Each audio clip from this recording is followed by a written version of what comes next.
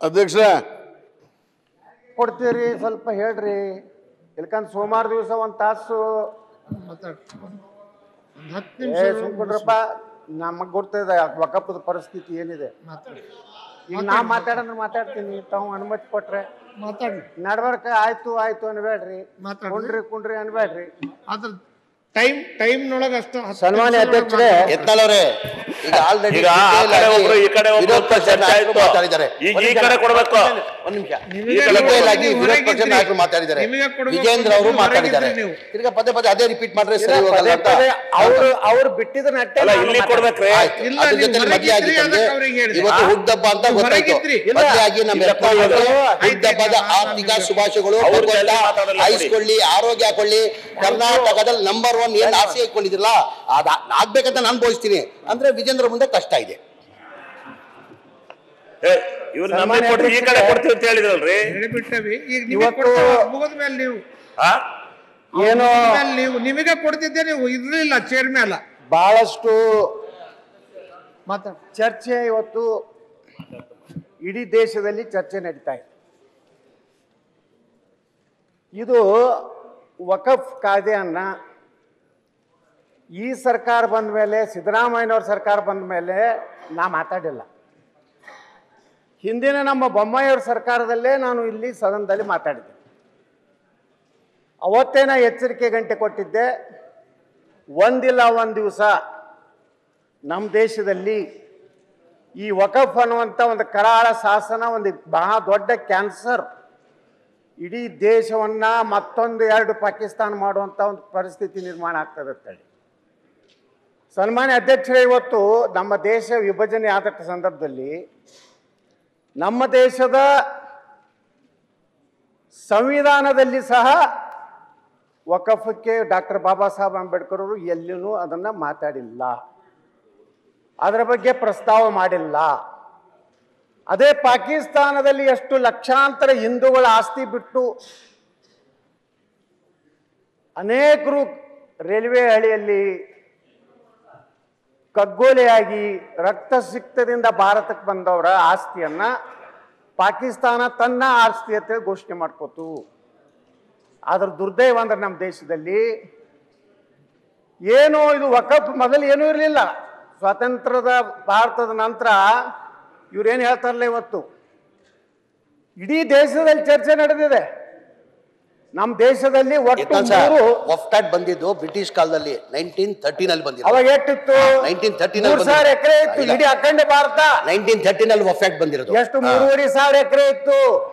ಎಷ್ಟು ಎಕರೆ ಅದು ಬ್ಯಾಗ್ ಗೊತ್ತಿಲ್ಲ ನನಗೆ. ನನ್ನ ಬಳಿ ದಾಖಲೆ ಅದಾವ್ರಿ. ಜಮೀರ್ ಸಾಬ್ರೆ, ತಾವು ಸ್ವಲ್ಪ ದಯವಿಟ್ಟು ಕೇಳ್ರಿ. ನೀವು ಅಶೋಕರು, ನೀವು ದೋಸ್ತರಿದ್ದೀರಿ, ನೀವು ಏನೇನು ಮಾತಾಡ್ಕೋರಿ, ನನಗೆ ಡಿಸ್ಟರ್ಬ್ ಮಾಡ್ಲಕ್ಕೆ ಹೋಗ್ಬೇಡ್ರಿ. ಅಧ್ಯಕ್ಷರೇ, ಏನು ಇವತ್ತು ದೇಶದಲ್ಲಿ ಏನು ಚರ್ಚೆ ಚಾಲಾಯಿತು? ನಮ್ಮ ದೇಶದಲ್ಲಿ 3 ಸಂಸ್ಥೆಗಳಿಗೆ ನಂಬರ್ 1 ಭಾರತದ ಆರ್ಮಿ, ಇಂಡಿಯನ್ ಆರ್ಮಿ ಕೆಳಗೆ ಸುಮಾರು 17 ಲಕ್ಷದಿಂದ 18 ಲಕ್ಷ ಎಕರೆ ಆಸ್ತಿ ಇದೆ. ನಂಬರ್ 2 ಭಾರತೀಯ ರೈಲ್ವೆ 2ನೇ ಸ್ಥಾನದಲ್ಲಿದೆ, ಸುಮಾರು 12ರಿಂದ 13 ಲಕ್ಷ ಭಾರತೀಯ ರೈಲ್ವೆ ಆಸ್ತಿ ಇದೆ. ನಂಬರ್ 3 ಭಾರತದಲ್ಲಿ ಸುಮಾರು 9 ಲಕ್ಷ, ಇದು ಯಾರು ಹೇಳಿದ್ದು? ಮೊನ್ನೆ ವಕಫ್ ಆಕ್ಟ್ಗೆ ಅಮೆಂಡ್ಮೆಂಟ್ ತರಬೇಕಂದಾಗ ನಮ್ಮ ಕಾನೂನು ಸಚಿವರು ಲೋಕಸಭೆಯಲ್ಲಿ ಹೇಳಿದ್ದೇನೆಂದ್ರೆ ಸುಮಾರು 9.5 ಲಕ್ಷ ಆಸ್ತಿ ವಕಫ್ ಅಂತ ಹೇಳಿ ಇವತ್ತು ಇವರು ಕ್ಲೈಮ್ ಮಾಡ್ತಾ ಇದ್ದಾರೆ. ಇಲ್ಲಿ ಏನಾಗಿದೆ? ನೆಹರು ಅವರು ಮಾಡಿದ್ರು, PV ನರಸಿಂಹರಾವ್ ತಿದ್ದುಪಡಿ ಮಾಡಿದ್ರು, ಕೊನೆಗೆ ಡಾಕ್ಟರ್ ಮನಮೋಹನ್ ಸಿಂಗ್ರಿ ಅಂತ ಅಧಿಕಾರ ಕೊಟ್ಬಿಟ್ರು ವಕಫ್ಗಂದ್ರೆ. ಅವ್ರಿಗೆ ಅನಿಸ್ಬಿಡ್ತು, ವಕಫ್ ಅಧಿಕಾರಿ ಬಂದು ಈ ವಿಧಾನಸೌಧ ನನಗೆ ನಮ್ಮ ವಕಫ್ಗೆ ಸೇರ್ಬೇಕಂತ ಅನಿಸ್ಬಿಟ್ರೆ ಮುಗಿದೋಯ್ತು. ಸೆಕ್ಷನ್ 40 ಏನು ಹೇಳ್ತದೆ ಅಂದ್ರೆ, ಅವನಿಗೆ ಕನ್ವಿನ್ಸ್ ಆಯ್ತು ಅಂದ್ರೆ ಅದು ವಕಫ್. ನೀವೇನು ಚಾಲೆಂಜ್ ಮಾಡ್ಲಕ್ಕೆ ಬರೋದಿಲ್ಲ. ಎಲ್ಲಿ ಹೋಗ್ಬೇಕು ಅದನ್ನು ಚಾಲೆಂಜ್ ಎಲ್ಲಪ್ಪ. ಒಬ್ಬ ರೈತ, ಬಡ ರೈತ, 5 ಎಕರೆವೋ 3 ಎಕರೆವೋ 2 ಎಕರೆ ರೈತ, ಎಷ್ಟೋ ಮಠ ಮಂದಿರಗಳು.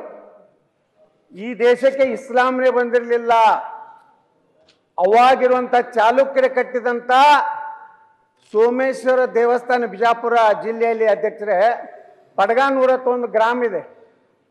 ಆ ಗ್ರಾಮ 65 ಎಕರೆ ವಿಸ್ತೀರ್ಣ ಇದೆ. ಅದರೊಳಗೆ ಇಮ್ಮಡಿ ಪುಲಿಕೇಶಿ ಕಟ್ಟಿದಂಥ ಸೋಮೇಶ್ವರ ದೇವಸ್ಥಾನ ಇವತ್ತು ವಕಫು, ಪೂರ್ತಿ ಊರೇ ವಕಫು. ಅದೇ ರೀತಿ ಅಧ್ಯಕ್ಷರೇ ನಮ್ಮ ವಿಜಯಪುರದಲ್ಲಿ ಪೊಲೀಸ್ ಹೆಡ್ ಕ್ವಾರ್ಟರ್ ವಕಫು, DC ಅವ್ರ ಮನೆ ವಕಫು, SP ಅವ್ರ ಮನೆ ವಕಫು, ಸಿವಿಲ್ ಹಾಸ್ಪಿಟಲ್ ವಕಫು, ಕರ್ನಾಟಕ ಸರ್ಕಾರ ಮಹಿಳಾ ಮತ್ತು ಮಕ್ಕಳ ಕಲ್ಯಾಣ ಇಲಾಖೆಯ 28 ಎಕರೆ ಇವತ್ತು ಅಲ್ಲಿ ಪರ್ ಸ್ಕ್ವೇರ್ ಫೀಟ್ 6 ರಿಂದ 7 ಸಾವಿರ ರೂಪಾಯಿ ಇದೆ, ಅದು ವಕಫು. ಅದ್ರ ಜೊತೆಗೆ ಒಂದೇ ನಿಮಿಷ ಒಂದೇ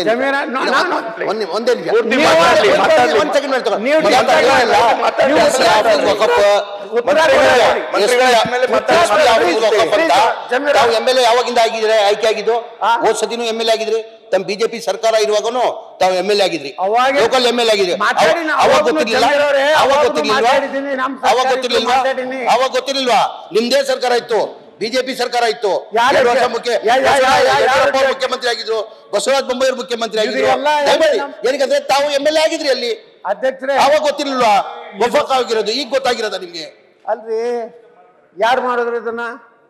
ಒಬ್ಬ ವಿಜಾಪುರಕ್ಕೆ ಒಬ್ಬ DC ಬಂದ, ಮಹಮ್ಮದ್ ಮೋಚಿನ್ ಅಂತೇಳಿ, ಏನು ಕೆಲಸ ಮಾಡಲಿಲ್ಲ, ಬರೀ ವಕಫ್ ಮಾಡೋದು ಕೆಲಸನೇ ಮಾಡೋದು. ಮುಂದೆ ಇನ್ಚಾರ್ಜ್ ಸೆಕ್ರೆಟರಿ ಧ್ವನಿ ಎತ್ತಬೇಕಾಗಿತ್ತು, ನೀವೇನ್ ಮಾಡ್ತಾ ಇದ್ರಿ? ನೀವು ಅವ್ನು ಮಾಡಿಲ್ಲ, ನೀವೇನ್ ಮಾಡ್ತಾ ಇದ್ರಿ? ನಿಮ್ದೇ ಸರ್ಕಾರ ಇತ್ತಿಲ್ಲ, ನಿಮ್ದೇ ಸರ್ಕಾರ ಇತ್ತಿಲ್ಲ, ಮಾತಾಡ್ತಾರೆ ನಿಮ್ಮವ್ರು ಮಾತಾಡ್ವಾ? ಅರೆ ನೀವು ಉತ್ತರ ಕೊಡ್ರಿ. ಅಲ್ಲ ನಿಮ್ಮವ್ರು ನೀವು ಕೇಳಿಸ್ಕೊಳ್ಳಿ. ಕೇಳ್ರಿ, ಇಷ್ಟಾಕ ನೀವು ಹಾಕೋದ್ರಿ. ಇದು ಏನೋ ಸೆಂಟ್ರಲ್ ಬಿಲ್ ಅಮೆಂಡ್ಮೆಂಟ್ ತಂದ್ಕೊಳ್ಳೇನೆ ನೀವು ಗಾಬರಿ ಆಗಿಬಿಟ್ಟಿರಿ. ಅದಕ್ಕೆ ಬಿದರ್ಸೆ ಜಾಂಗೆ ಅಲ್ಲ ಅರೆ ಹಲ್ಲ ನಾವೇನು ಮಾತಾಡ್ರಿ. ಅದನ್ನೇ ಹೇಳಕತ್ತೀನಿ. ಅವರು ಇವತ್ತ ಮಾನ್ಯ ಮುಖ್ಯಮಂತ್ರಿಗಳ ನಿರ್ದೇಶನದಂತೆ ನಾನು ರಾಜ್ಯದಲ್ಲಿ ಜಮೀರ್ ಯು ಗೋ ಹೋಗು, ರಾಜ್ಯದಲ್ಲಿ ಎಷ್ಟು ವಕಫ್ ಆಸ್ತಿ ಇದೆ ನೋಡು, ಎಲ್ಲಾನು ಎಂಟ್ರಿ ಹೊಡಿ ಅಂತ ಹೇಳಿದ್ರು ಅದಕ್ಕೆ ಬಂದಿಲ್ಲ ಅಂತ ಹೇಳಿ. ನೋಡಿ, ನೀ ತಪ್ಪು ಸದನಿಗೆ ಮಾಹಿತಿ ಕೊಟ್ಟರೆ ನಾನು ಮಾತಾಡ್ಬೇಕು ತಾನೆ? ಅರೆ ವಿಡಿಯೋ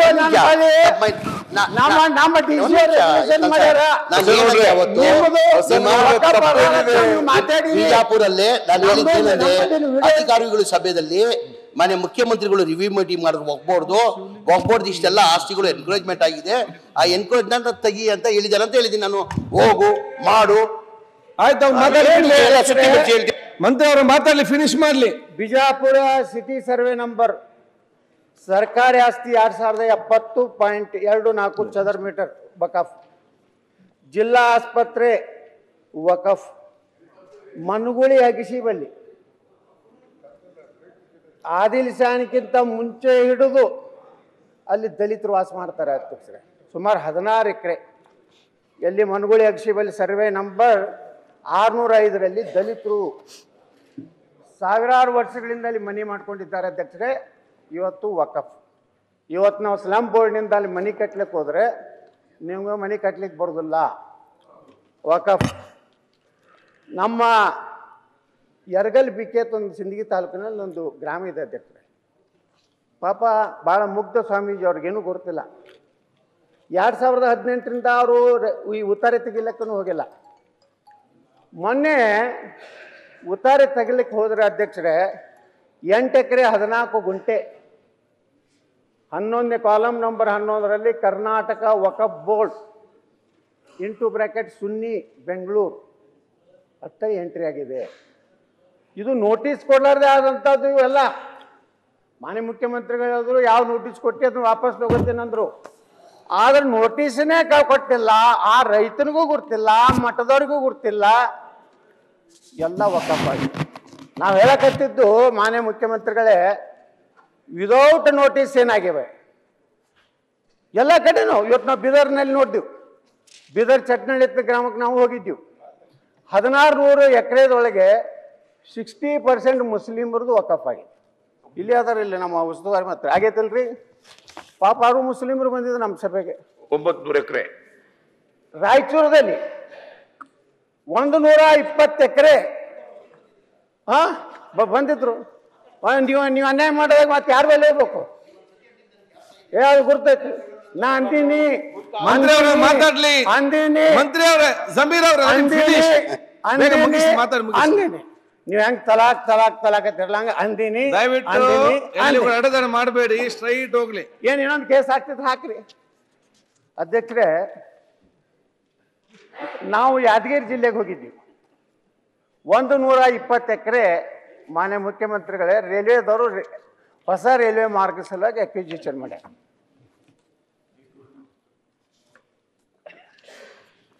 $120 ಎಕರೆ ಎಲ್ಲ ಲ್ಯಾಂಡ್ ಎಕ್ವಿಜಿಷನ್ ಆಗಿದೆ. ಇವ್ರ ಬಲ್ಲಿ ಹಣ ಬಂದು ಬಿದ್ದಿದೆ. ಭೂ ಸ್ವಾಧೀನ ಅಧಿಕಾರಿ ಬಲ್ಲಿ ವಕಫ್ದವರು ನೋಟಿಸ್ ಕೊಡ್ತಾರೆ ಆ ಭೂ ಸ್ವಾಧೀನ ಅಧಿಕಾರಿಗೆ, ಇದು ನಮ್ಮ ವಕಫ್ ಆಸ್ತಿ, ಆದರೆ ಈ ಹಣ ಎಲ್ಲ ನಮ್ಗೆ ಬರಬೇಕು. ಆ ರೈತರು ಕಂಗಾಲಾಗಿದೆ. ಅಲ್ಲಿ ಎಲ್ಲೂ ಒಂದು ಮಸೂತಿ ಇಲ್ಲ, ನಮ್ಮ ಕಣ್ಣು ಎಷ್ಟು ಹೋಗ್ತದೆ, ಯಾವುದೇ ಒಂದು ದರ್ಗಾ ಇಲ್ಲ. ಅವ್ರು ದಲಿತರು. ರಾಯಚೂರು ನಗರದಲ್ಲಿ ಒಬ್ಬ ದಲಿತ 5 ಎಕರೆ ಜಮೀನು ಒಂದು ವಕಫತ್ ಮಾಡಿ ದೊಡ್ಡ ಕಾಂಪ್ಲೆಕ್ಸ್ ಕಟ್ಟಿದ್ದಾರೆ. ಆ ದಲಿತ ನಾವು ಕಣ್ಣೀರು ಹಾಕೋತ ಬಂದಿದ್ದ. ರಾಯಚೂರು ಜಿಲ್ಲೆಯಲ್ಲಿ ಕರ್ನಾಟಕ ಸರ್ಕಾರ ಪರಿಶಿಷ್ಟ ಜಾತಿ ಪರಿಶಿಷ್ಟ ಪಂಗಡದ ಅಭಿವೃದ್ಧಿ ಹಣದಿಂದ ಒಂದು ವಾಲ್ಮೀಕಿ ಭವನ ಕಟ್ಟಿದ್ದಾರೆ.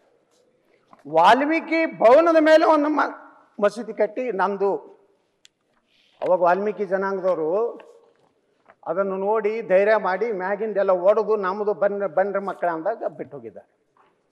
ಈ ರೀತಿ ಚಿಕ್ಕಬಳ್ಳಾಪುರದಲ್ಲಿ ರೈತರು, ದಲಿತ ರೈತರು, ಅವ್ರಿಗೆ ಅವರು ಬಡಿಗೆ ತೊಗೊಂಡು ಹೋಗಿ ಅವ್ರು ಹೊಡೆದು ಹೊರಗೆ ಹಾಕುವಂಥದ್ದು ನಾವು ಎಲ್ಲ ಇದರಲ್ಲಿ ನೋಡ್ತಾ ಇದ್ದೀವಿ.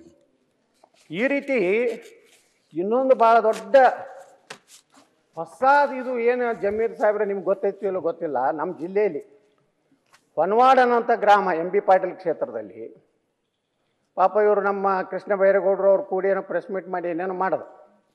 ಓಕೆ, ಯಟ್ ಟು ಬಿ ವಕಫ್, ಮುಂದೆ ವಕಫ್ ಆಗುವಂಥ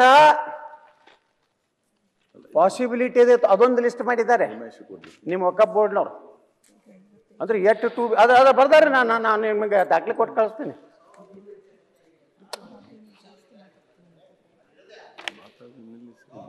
ನೀವು ರಾತ್ರಿ ನೀವು ನೋಡ್ರಿ, ಇಲ್ಲಿ ನಾವೊಂದು ನಿಮ್ಗೆ ದಾಖಲೆ ತೋರಿಸ್ತೀನಿ. ಅಬ್ದುಲ್ ನಜೀರ್ ಸಾಹೇಬ್ರು ಈ ರಾಜ್ಯದ ಗ್ರಾಮೀಣಾಭಿವೃದ್ಧಿ ಸಚಿವರಿದ್ದರು ನಮ್ಮ ಸಿದ್ದರಾಮಯ್ಯ ಸಾಹೇಬ್ರ ಜೊತೆಗೆ. ಅವರು ಬಿಜಾಪುರಕ್ಕೆ ಬಂದಿದ್ದರು. ಅವಾಗ ಒಂದು ಊರೇ ಇಡೀ ಊರೇ ಇಂಡಿ ತಾಲೂಕಿನಲ್ಲಿ ಅದನ್ನ ವಕಫ್ ಅಂತ ಹೇಳಿ ಇಡೀ ಆಸ್ತಿ ಮಾಡಿ ಹೋಗ್ಬಿಟ್ಟಿದ್ರು. ಯಾವಾಗ್ರಿ? ಅಬ್ದುಲ್ ನಜೀರ್ ಸಾಹೇಬ್ರ ಕಾಲದ. ಅವಾಗ ಜಯನಾರಾಯಣ್ ಚೌಬೆ ಅಂತೇಳಿ ಒಬ್ರು ಜಿಲ್ಲಾಧಿಕಾರಿಗಳಿದ್ರು. ಅಲ್ಲಿ ಮುಸ್ಲಿಮರೇ ಇರೋದು ಆ ಊರು, ಇಡೀ ಊರೇ ಮುಸ್ಲಿಂ, ಮತ್ತೊಂದು ಜನಾಂಗದವ್ರು ಇಲ್ಲ. ಅದನ್ನ ಪೂರ್ತಿ ವಕಫ್ ಆಸ್ತಿ ಮಾಡಿದ್ದು. 30 ವರ್ಷ ಅಬ್ದುಲ್ ನಜೀರ್ ಸಾಹೇಬ್ರು DC AC ಕರೆದು ಅದನ್ನ ತೆಗೆದು ಹಾಕಿ ಮತ್ತ ಆಯಾ ರೈತರಿಗೆ ಕೊಟ್ಟಿದ್ರು. ವಿಚಿತ್ರ ಅಂದ್ರೆ ಮಾನ್ಯ ರಾತ್ರಿ ಹೇಳಿದ್ದಕ್ಕೆ ನನ್ನ ಹೆಸರು ಹಿಡಿದು ಹೇಳಿದ್ರು. ನೋಡ್ರಿ ಹೊನವಾಡ ಗ್ರಾಮದಲ್ಲಿ ನಾನು ದಾಖಲೆ ಕೊಡ್ತೇನೆ. ವಕಫ್ಗೆ ಇರೋದು ಬರೀ 11 ಎಕರೆ ಮಾತ್ರ. ಆದ್ರೆ ಇವರು 1800 ಎಕರೆ ವಕಫ್ನವರು ಅಲ್ಲಿ ಹಾಕೊಂಡ್ಬಿಡ್ತಾ ಇದ್ದಾರೆ ಅಂತ ಎಲ್ಲ ದೊಡ್ಡ ಗುಲ್ಲೆಬ್ಸಿ ಇಡೀ ದೇಶದ ಸುದ್ದಿ ಆಯ್ತು. 11 ಎಕರೆ ದಾಖಲೆ ಕೊಡ್ತು. ದಾಖಲೆ ಸುಮ್ಮನೆ 11 ಆದ್ರೂ ಏನಾಗುತ್ತೆ, ಯಾವ ತರ ಹರಡುವಷ್ಟು ವೇಗವಾಗಿ ಸತ್ಯ ಸುದ್ದಿ ಹರಡೋದಿಲ್ಲ ಅಧ್ಯಕ್ಷರೇ. ಅದು ಸುಳ್ಳಿಗೆ ಶರವೇಗ ಬಂದ್ಬಿಟ್ಟಿದೆ ಇವತ್ತಿನ 20ನೇ ಶತಮಾನದಲ್ಲಿ. ನಾವು ಪೋಸ್ಟ್ ಟ್ರೂತ್ ಪಾಲಿಟಿಕ್ಸ್ ಜಮಾನದಲ್ಲಿ ಇದ್ದೇವೆ. ಅದಕ್ಕಾಗಿ ಸ್ಪಷ್ಟೀಕರಣ ಅಷ್ಟೇ. ಆ ಗ್ರಾಮದಲ್ಲಿ ವಕಫ್ಗೆ ಅಂತ ಇರೋದು 7 ಅಥವಾ 11 ಎಕರೆ ಅಷ್ಟೇ ಅನ್ಸುತ್ತೆ ನನ್ಗೆ. ದಾಖಲೆ ಕೊಡ್ತೇನೆ. ಆದ್ರೆ ಇವರು 1200 ಎಕರೆ ಹಾಕೊಂಡ್ಬಿಟ್ರು. ಅವ್ರ ವೆಬ್ಸೈಟ್ ನಲ್ಲಿ ಐತ್ರಿ. ಈಗ ಅಲ್ಲ ಅವ್ರು ಇವತ್ತು ಗೌಡ್ರು ಹೇಳಿದ್ರು ಅಂತ ಹೇಳ್ತಾ ಇಲ್ಲ, ಆವತ್ತು ಆ ರೀತಿ ಪ್ರಚಾರ ಆಯ್ತು. ಅದು ಅದಕ್ಕೆ ದೇಶ ಮಟ್ಟದಲ್ಲಿ ಎಲ್ಲ ಪ್ರಚಾರ ಆಗೋಯ್ತು. ದೇಶ ಮಟ್ಟ ನಾನು ಆ ರೀತಿ 11 ಎಕರೆ ಇರೋದೇ ಒಪ್ಪಿಗೆ 11 ಎಕರೆ ಅಧ್ಯಕ್ಷರೇ, ನಾನು 5 ಸಲ ಪ್ರಧಾನಮಂತ್ರಿಗಳಿಗೆ ಪತ್ರ ಬರೆದಿದ್ದೀನಿ. ಈ ವಕಫ್ ಆಕ್ಟ್ ಪೂರ್ತಿ ಸಂಪೂರ್ಣವಾಗಿ ಹೋಗ್ಬೇಕು. ಇದು ಇದ್ರೆ ಇಡೀ ದೇಶದಲ್ಲೇ ಇನ್ನೂ 3 ಪಾಕಿಸ್ತಾನ ಆಗಟ್ಟರು ವಕಫ್ ಪತ್ರ ಆಸ್ತಿ ಮಾಡ್ತಾ ಇದ್ರಿ. ನೋಡ್ರಿ ಜಯನಾರಾಯಣ ಚೌಬಿ ಅವರು ಅವಾಗ ವಿಶೇಷ ಜಿಲ್ಲಾಧಿಕಾರಿ ಸಂಗಪ್ಪನವರು ಚರ್ಚೆ ಮಾಡಿ ಇಂಡಿ ತಾಲೂಕಿನ ಕೆನ್ನಳ್ಳಿ ಎಲ್ಲ ಆಸ್ತಿಯನ್ನ ವಕಫತ್ ಮಾಡಿದ್ರು. ಅವತ್ತು ಅಬ್ದುಲ್ ನಜೀರ್ ಸಾಹೇಬ್ರು ಬರದೇ ಇದ್ರೆ ಅದು ಎಲ್ಲ ವಕಫ್ ಆಗಿ ಹೋಗ್ತಿತ್ತು. ಅಲ್ಲೆಲ್ಲ ಮುಸ್ಲಿಮರು ನಿರ್ಗತಿಕರಾಗ್ತದೆ. ಈಗ ಅದೇ ಆಸ್ತಿ ಮೊನ್ನೆ ಮತ್ತೆ ಅಲ್ಲಿ ಅಸಿಸ್ಟೆಂಟ್ ಕಮಿಷನರ್ ತಹಸೀಲ್ದಾರ್ ಮತ್ತೆ ವಕಫತ್ ಮಾಡಿಬಿಟ್ಟಿದ್ರು. ಈ ಗಲಾಟೆ ಏನು ನಡೀತಲ್ಲ ಜಮೀರ್ ಸಾಹೇಬ್ರೆ, ನಾನು ಫೋನ್ ಮಾಡಿದೆ ಅವರಿಗೆ, ಏನು ನಡೆಸಿದ್ರಿ ನೀವು? ಮೊದಲೊಮ್ಮೆ ತೆಗೆದ್ರಿ? ಇಲ್ಲ ಸರ್, ನಿನ್ನೆ ರಾತ್ರಿ ಹಾಕಿದ್ದೀವಿ, ಈಗ ಬೆಳಿಗ್ಗೆ 6 ಗಂಟೆಗೆ ತೆಗೆದಿವಿ ಸರ್ ಅಂದ್ರೆ ಇದು ಏನ್ರಿ ಅದು? ಹೆಂಗ ಹಾಕ್ತಾರ ತೆಗಿತಾರ ಹಾಕ್ತಾರ ಅಂದ್ರೆ ಹೆಂಗ್ರಿ ಅದು? ಜಮೀರ್ ಅವ್ರೆ, ಅದು ವಫ್ ಆಸ್ತಿ ಇತ್ತು. ವಫ್ ಆಸ್ತಿ ನಜೀರ್ ಸಾಹೇಬ್ರು ಬಂದ್ರು 30 ವರ್ಷ ಹಿಂದೆ, ಅದು ಅವ್ರಿಗೇನೆ ಕೊಟ್ರು ಅಂತ ಅವ್ರು ತಾನೆ ತಾನೇ ಹೇಳುದು. ನೋಡ್ರಿ, ನಜೀರ್ ಸಾಹೇಬ್ರು ಬಂದಾಗ ಅಲ್ಲಿ ರೈತರು ಅವ್ರು ಮಾತಾಡ್ಲಿ. ತೆನ್ನಳ್ಳಿ ಊರಿದೆ, ಇಡೀ ಊರನ್ನೇ ಇಡೀ ಜಮೀನೇ ವಕಫತ್ ಮಾಡಿದ್ರು. ಅವ್ರು ಬಿಜಾಪುರಕ್ಕೆ ಬಂದಾಗ DC ಮತ್ತು ಸ್ಪೆಷಲ್ DC ಸಂಗಪ್ಪ ಅಂತ ಹೇಳಿ ಬಂದಿದ್ರು. ಅವನು ಕರೆದು ಮಾತಾಡಿ ವಾಪಸ್ ರೈತರಿಗೆ ಕೊಡಬೇಕು, ಅದನ್ನು ವಕಫ್ ಅನ್ನೋದನ್ನು ತೆಗೆದಾಕಿದ್ರು. ಮೊನ್ನೆ ಇದೇನು ಗಲಾಟೆ ನಡೀತಲ್ಲ, ತಾವು ಬಂದಿದ್ರಲ್ಲ, ಆ ಸಂದರ್ಭ ತಾವು ನೋಟಿಸ್ ಕೊಡಲೇಬೇಕು ಅಂತ ಹೇಳಿದಾಗ ನೋಟಿಸ್ ಕೊಟ್ಟು ಎಂಟ್ರಿ ಮಾಡಿಬಿಟ್ರು. ನಾವು ಗಲಾಟೆ ಚಾಲು ಮಾಡಿದಾಗ ಮರುದಿವಸ ನಾವು ಮುಂಜಾನೆ 8 ಗಂಟೆಗೆ AC ಫೋನ್ ಮಾಡಿದ್ರೆ, ಇಲ್ಲ ಸರ್ ಅದೇನು ತಪ್ಪಿ ಮತ್ತೆ ವಕಫ್ ಆಗಿತ್ತು, ಅದನ್ನು ಇವತ್ತು ಕಿತ್ತೆ ಹಾಕಿದ್ವಿ. ಇವತ್ತು ಈ ರೀತಿ ಏನು ಮಠಗಳು ಮಂದಿರಗಳು ಈಗಾಗಲೇ SC/ST ಜಮೀನು ಈ ರೀತಿ ಅನೇಕ ಕಡೆ ಇವತ್ತು ನಾವು ಆಳಂದ ಏನು ಪೊಲೀಸ್ ಸ್ಟೇಷನ್ ಏನಿದೆ ನೀವೇ ಹೇಳಿರಲ್ಲ, ಆಳಂದ್ ಪೊಲೀಸ್ ಸ್ಟೇಷನ್ನು ಆಳಂದ ಪೊಲೀಸ್ ಹೆಡ್ ಕ್ವಾರ್ಟರ್ಸ್ಗಳು ಅದು ವಕಫ್ ಇದ್ದವ್ರಿಗೆ ನೋಟಿಸ್ ಕೊಡೋದು ಹೇಳಿದವ್ರು ನೀವೆಲ್ಲ ಹೇಳಿರಲ್ಲೋ? ನೀವೇ ಹೇಳಿರಿ. ನೀವು ಸ್ಟೇಟ್ಮೆಂಟ್ ನಾನು ನೋಡಿದ್ದೀನಿ. ಅದಕ್ಕೆ ಅಧ್ಯಕ್ಷರೇ, ಇವತ್ತು ನಾವು ಹೇಳೋದೇನೆಂದ್ರೆ ಇದಕ್ಕೆ ಶಾಶ್ವತ ಪರಿಹಾರ ಆಗ್ಬೇಕು. ಅವು ಯಾವಾಗ ಬೇಕಾದಾಗ ತಮಗೆ ಬೇಕಾದಾಗ ಈ ರೀತಿ ನೋಡ್ರಿ, ಇಲ್ಲಿ ಕಕ್ಕಳಮೇಲಿ ಗ್ರಾಮ, ಇಲ್ಲಿ ಹಾಲು ಮತ್ತು ಸಮಾಜದ್ದು ಲಿಂಗರಾಯ ಮಠ ಆಗ್ತಿದೆ, 5 ಎಕರೆ. ಹಾಲು ಮತ್ತು ಸಮಾಜದವ್ರು ಪಾಪ ಊರಿನಲ್ಲಿ ಸಾಲಿ ಆಗ್ಲತ್ತೇಳಿ ಒಂದಿಷ್ಟು ಸಾಲಿಗೆ ದಾನ ಕೊಟ್ಟಿದ್ದಾರೆ. ಏನೂ ಇಲ್ಲ, ಅವ್ರ ಗ್ರಾಮ ಪಂಚಾಯತ್ ಒಳಗೆ ಯಾವುದೇ ಎಂಟ್ರಿ ಇಲ್ಲ, ಏನೂ ಇಲ್ಲ. ಪೂರ್ತಿ ದಾಖಲೆ ತಂದಿದ್ದೀನಿ ನಾ. ಅವು ಪೂರ್ತಿ ಇವತ್ತು ವಕಫ್ ಅಂತ ಹೇಳಿ ಅದನ್ನ ಪೂರ್ತಿ ಆಸ್ತಿನೇ ಇವತ್ತು ಏನು ನಮ್ಮ ಕಬ್ರಸ್ತಾನ್ ಕಕ್ಕಳ ಮೇಲೆ ಸುನ್ನಿ ವಕಫ್ ಆಸ್ತಿ ಅಂತ ಹೇಳಿ ಎಂಟ್ರಿ ಮಾಡಿಬಿಟ್ಟಿದ್ದಾರೆ. ಅಲ್ಲೇನಿದೆ, ಸದರಿ ಜಮೀನದಲ್ಲಿ ಹಾಲಮತ ಸಮಾಜದ ಶ್ರೀ ನಿಂಗರಾಯ ದೇವರ ದೇವಸ್ಥಾನ ಇರುತ್ತದೆ. ಹಾಲಮತ ಕೌನ್ಸಿನಲ್ಲಿ ಕುರುಬ ಸಮಾಜದ ಸ್ಮಶಾನ ಹಿಂದಿನ ಕಾಲದಿಂದಲೂ ಇರುತ್ತದೆ. ಗ್ರಾಮದ ಸರ್ಕಾರಿ ಹಿರಿಯ ಪ್ರಾಥಮಿಕ ಶಾಲೆ ಇರುತ್ತದೆ. ಸದರಿ ಜಮೀನಿನಲ್ಲಿ ಈ ಮೇಲೆ ತಿಳಿಸಿದ 3 ಜಾಗವನ್ನು ಪ್ರಸ್ತುತ ಪಹಣಿಯಲ್ಲಿ ವಕಫ್ ಅಂತ ನಮೂದಾಗಿದೆ. ಇದು ಅಲ್ಲಿಯ ಹಾಲಮತ ಸಮಾಜದ ನಾನು ಕೊಟ್ಟಂತ ನ್ಯೂಸ್ ಫಸ್ಟ್, ನಿರ್ಭೀತಿಯಿಂದ ನಿಮ್ಮ ಪರವಾಗಿ.